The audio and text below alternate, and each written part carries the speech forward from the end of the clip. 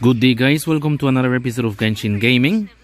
Today I'll be talking about 10 biggest of 10 of the biggest mistakes I ever made while starting up the game that you guys shouldn't make. Mistake number one is fragile resins, guys. Every time you level up in rank, you will be getting fragile resins, and these things are very hard to come by as you level up higher and higher. And these things are useful only, well, to me would be recommended that you start to use these items at AR 45 and above. And the reason to this is because this will allow you to farm those 5-star artifacts instead of wasting them on 3 stars or 4 stars. So the best way to use the fragile resin should be at AR 45. Don't be tempted to use them. So please just try to save as much as possible until after AR 45, where you will be able to nearly be guaranteed that you'll be getting 5 stars items. Then you can just go all out and try to farm the artifacts that you need. This also brings us to mistake number 2, which is to use all resins daily. We get 160 at this time of the recording. We get 160 resins every day. I will be consuming my resins shortly after. You should be consuming all your resins every day so that you can obtain majority of the benefits that you should be obtaining. Like, for example, farming for, if you want to farm in any domains, you want to farm any bosses, you want to farm any of the ley lines. So those things are very important. Also, guys, please, I know once you are able to unlock the weekly bosses, try to farm them, because then as you get more and more in the game, as you progress higher and higher, you will see the need of you obtaining those kinds of items that are dropped only by the weekly boss.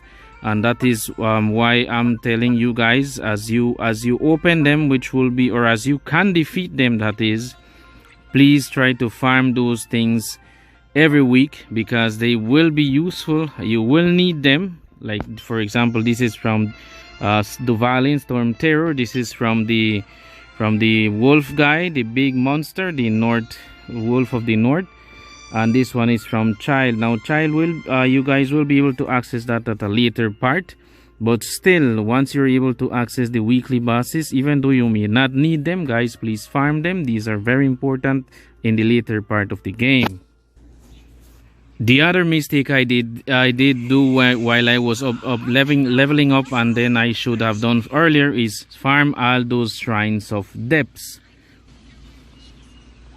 The reason is because while upgrading, shrines of depths can provide you with 4-star artifacts that have some very good stats on your level. If you search for all the shrines of depths, you will realize that many things can be dropped from the shrines, like primo gems. You will get sigils, and you will also get some 4-star items that you can use with your characters. And having 4-star items in the beginning will give you a really kind of breeze through in the earlier parts of the game, and will be an easy transition when you get to the later part, when you actually start to farm the 5-star items, which you will be able to easily upgrade from the 4 to the 5-star with the least of the troubles. Also, please make sure that you use the right artifacts for the right heroes. For example, what I'm saying here is that in this case, let's say I'm using Shao, for example. His artifact, or his main in the goblet, should be an emo damage. If you're using a water hero, you can use in the goblet also a water or a hydro bonus artifact. The same thing if you're using a fire character. Try to get a fire or pyro damage bonus on your pyro character. The same thing goes with all of them. If they're Geo, if they're Cryo, try to get as many, or try to get something that matches the elemental skill of the hero, because that will provide them with a greater damage once you enable their elemental skill or their elemental burst. The other part that goes with the Shrines of Depth is also for you guys to explore the map, try to open as many chests as possible. This will also provide you with additional Primo Gems that you will use for the Witch system, and also will provide you with some Geo Sigils and other enhancement materials that you may use as you grow later in the game. You can also, as you see any of the sealies floating around, please chase them and try to collect the reward in the chest that they provide. Another mistake that I did when I was earlier in the game that I shouldn't have done, was to understand how the Primo Gems system works. Primo Gems are like gold in the game, guys. And if you're a free-to-play player, Primo Gems is something that you will need to try to save and only use them in the event that you need the character that is in the current Witch system. And I'm talking about the Witch system as well, guys. When you start, we get actually, I don't have it because I already used them. You get the first, the beginner's wish, which is gives you Noel in near guaranteed, which is a 20 wish system that you can enable 2 times the 10. And I would recommend that you guys go for the full 20, even if you get Noel in the first 10. And the reason for this is because sometimes the second part can give you another 4-star character or even a 5-star, because I have heard that some players even have gotten Diluc in the beginning of the game. And if you do get a good 5-star character that you can build up from the beginning, will give you a really good advantage in the later part of the game, because you won't need to be not upgrading a character that you may not use in the later part. Like for example, if you upgrade a character like Lisa, for example. I'm not trying to bring any bad vibes on Lisa or whatever. She is good in the beginning of the game, but as the game progresses in the later part, she really turns not really that effective. So you need to try to change the character for something else, and meanwhile you already have used up all your resources or a lot of resources and a lot of time that trying to farm. You can say I have Lisa in level 80, and I currently use Lisa only when I'm attacking the Oceanid. So I believe that if you really want to upgrade Lisa, which isn't a bad character overall, but I only use her to attack the Oceanid, especially with those flying birds, because the tapping attack on Lisa works very well against those guys. But apart from that, if you're in a battle and you're trying to load Lisa's main attack or the Lisa's burst elemental skill, you will realize that it takes a long time before she charges her attack, so that you're allow yourself to cast damage on the enemies. And by then, maybe you are potentially putting yourself at risk that you may end up being killed before you actually can cause any damage. So the other, like I said, try to concentrate on characters that you may use from the beginning to the later part of the game. Like for example, I have Bennett from nearly beginning of the game, and I'm using this guy until I think I will use this guy until the game ends. I recently started upgrading Xiangling, which you can also get for free after you reach a certain ER level, or if I'm not mistaken, or it could be in the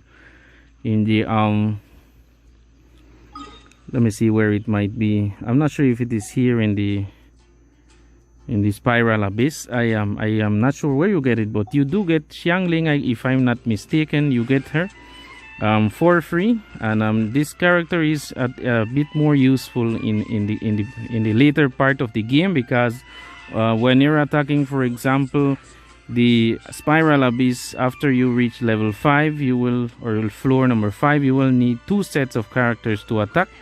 So you will need a total of around 8 characters. So having 2 pyro attackers is very good, because majority or a lot of the enemies that you encounter in Spiral Abyss are of the cryo nature, so you will need something to melt them down, which you can use a fire character, a pyro character. Another mistake that you should never do whilst you're in the lower levels is going and attacking the boss or the bosses that are around the world. when you're just starting the game. These bosses are, their levels are very high, and you may just end up wasting your time, may end up just wasting your food buff resources that you have just collected, and it doesn't make sense. So just wait till you're actually in par or similar par of their level, so that then you can start to farm these items. Like for example, it could be the cube, it could be the wolf, it can also be these they have the Oceanid down here, and they have Duvalin. You get the quest, which I think is the first enemy that you can attack, or the first boss that you can attack in the game. Also, they will have this cryo Regis Vine here. Later, after you continue exploring, you will realize they also have a pyro Regis Vine down here, which you can use to upgrade your pyro characters. So as I said before, guys, please explore the map, open everything that you can open, try to get everything you can get. And also, guys, please, when you discover something that it is of importance, mark the map, because you will be able to return back and find what is it that those markers mean. You can just name them. Just if you find something, let's say for example here, if it is I would use this marker if it was like, for example, if it was like a enemy that is there. I would use this one in case it's something that I have to go back and reopen. This one I would use if there is let's say for example I'm doing like a mission and I end up seeing those the Anemo or the Geoculus. I would use these to mark them down. These also I would use in case there is something, let's say for example there is like a lot of pigs in this area or something like that. I would use this one. This one, for example, like the flower, I will use, like I have these markers here, and these ones are Valberry. You use these things in the beginning of the game, or if you have a hero that uses Valberries, I use these things to mark them down. And also I use these the pick to mark in case you wants to harvest something. For example, you have I have them pigs there, I have some carrots here, I have some gems here. You just name them and use your marker so that later on you can go back always to that area, and that is how you start to farm for different items in around the map, because these things tend to respawn every now and then. For example, they have some of them that respawn every day, every 2 days, or sometimes every 3 days, but they always respawn. So make sure to check these things every now and then so that if you find, let's say for example, a giant chunk of crystals, like for example if I go right on this area over here, and then I go to the area that I have marked here, if I go to this area that I have marked here as gems, you will realize that there is a giant rock that has different type of gems that I can farm. These things tend to respawn every 2 or 3 days, so make sure you mark your maps so that you can always go back to these like deposits, and you can always collect them. On a side note, guys, going back to the attacking the bosses, if you're going to attack, let's say for example this Anemo cube, please don't take an Anemo character to attack the Anemo, because you won't be causing them any damage. The same thing applies to if you're going to attack a cryo, or if you're going to attack the electro cube. Don't take an electro character to attack the electro cube, because you won't be causing any damage. It's like just trying to out of fire with more fire. It doesn't make any sense. And for the final mistake that I did, that I should have done from the start, is trying to max out your reputation in all of the cities. If you take a look here, there is area here in the map that you will see that is this mark with this triangle thing over here, and right here is where you can visit this person here, and you can see how your reputation in the city is doing. All you have to do is go to the area where the person is marked on the map, and then all you have to do is just speak to the person, and it will tell you about the reputation. You can see it says how is your reputation in Mondstadt, and this is the Mondstadt one that I already done here. And right here you can do various bounties, you can do various requests. Right here it gives you some rewards after you prefer certain world explorations, and also some whatever quests you do that belongs to Mondstadt will also be reflected here. The more reputation points you get, the higher you can level up the reputation, and you can unlock different things, ranging from some recipes that are only given in this area here, to also some other things, like for example this here gives you this animalculous resonance, where you can find the remaining. Let's see, you have like 2 animalculous left, and you don't want to go and search all of the monster areas to find them. You can craft this item, and it will show you a more concentrated area that you can search, a very smaller area compared to the entire monster map, that you can go and use and check that if the animalculous is located there. Usually it is there. Once the marker is marked on the map, you can just exit in the world map. You will see the area that you can need to explore. Also, they have some other gadget, like for example this wind catcher. They will also give you some of these name cards, and the higher you go, a bit more better rewards they be giving you. For example, here they'll give you this moon pie recipe, and at the final or the ending they give you these wings of azure that you can use to customize your characters. So you should I recently completed these tasks, and they both are in Mondstadt in the areas, and also in Liyue. There is another area that once you open the map enough, you will be able to see that there is also one there located in Liyue. It is right over here. And also they give you the other gadgets that you can use, so that like for example you can use to make the condensed resin that can give you double rewards. For example, attacking the domains, they will give you double rewards. It will need to be crafted, which uses double the amount of resin. But and also it will use another thing called the cores, crystal cores, which are kind of hard to obtain. But once you obtain the right ingredients or the right items, you will be able to craft them, so that you, instead of attacking 6 times, you can only attack 3 times, saving you time and giving you double rewards. Also, it works with the ley lines.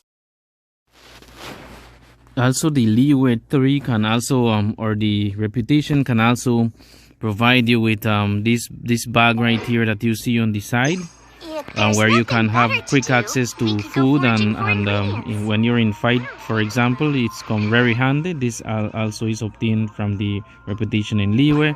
Also, Dragon Spine also has a tree that you can upgrade, and you can also get different rewards. Anyways, guys, well, these are the top things mistakes that I did, and I wish I shouldn't have done it. But I hope that this serves as some sort of assistance for you guys to know what things that you should be doing at the start of the game, and which will give you some very good results in the later part of the game. Well, if you like the video, guys, just give it a thumbs up, and also subscribe to the channel, and see you next time. Have a nice day.